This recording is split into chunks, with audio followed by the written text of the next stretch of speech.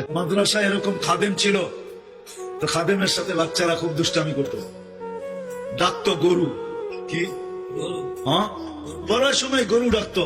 তো ও ছিল একটু সাদা সিধা, সাদা সাদা সিধা বোঝেন, সরল ছিল, সরল সহজ সরল, একটু হাবলা টাইপের, তো বেশি মাথায় নিত না।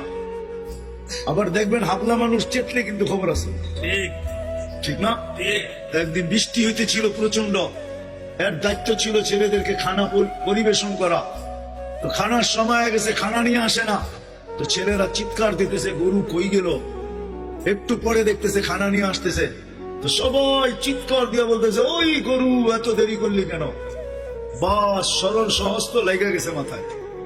খানা নামায় দিয়া মোহতামিম সাহেবের কাছে যায় বলতেছে চাকরি করবো না। কেন? বাড়ি মাদ্রাসায় যেটি পালেন সব দেয়া দাও। সবসময় গরু বলে শোয়া গেছি, আজকেও গরু বলতেছে বিজা বিজা খানা নিয়ে আইলাম। তো মোহতামিম সাহেব বুঝছে যে সরল সহজ মানুষ চেতলে তো এরমই চেতে গেছে সেটা বাড়িতে। রাত্র 3টার সময় আসতেছে, আইসা মোহতামিম সাহেবের দরজায় খটখটাইতেছে, জিজ্ঞাসা করছে কে? হুজুর আসছি। কি জন্য? চাকরি করবো। তুমি না দিনের বেলা চলে গেলে চাকরি করবে না?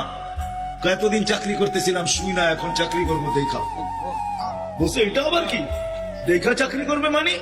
আমি স্বপ্নে দেখতেছিলাম কিয়ামত হয়ে গেছে, আমি পুলসিরাতের পাশে গিয়ে দাঁড়ায় আছি, পুলসিরাত চুলের মতো চিকন, তলোয়ারের মতো ধার। ভয় পাইতেছিলাম এটার উপরে পা রাখবো তো রাখবো কি করে। একটু পরে চিৎকার শুনলাম, তো দেখলাম মাদ্রাসার ছেলেগুলা সবগুলা হইহুল্লার করতে করতে আসতেছে। ওরা পুলসিরাতের পা দিতে দেরি, এটা সুপার হাইওয়ে হয়ে যেতে দেরি হয় নাই। সবগুলা উঠা পার হইতেছে, একটা পিছন থেকে আমাকে দেখা ফেলছে আর চিৎকার দিয়া বলছে ওই তোরা যাস কই? আমগো গরুটা তো দাঁড়ায় আছে, ওরে নিয়ে যাবি না? বলে সবগুলা পিছে ফিরে আসছে আর আমাকে উঠায়া কেউ হাতে কেউ পায়ে ধরা সব কাঁধে করে নিয়ে পার করা দিছে। দূরের থেকে জায়গা গেছি, এই জন্য চোখে দেখা আমি এখন চাকরি করবো।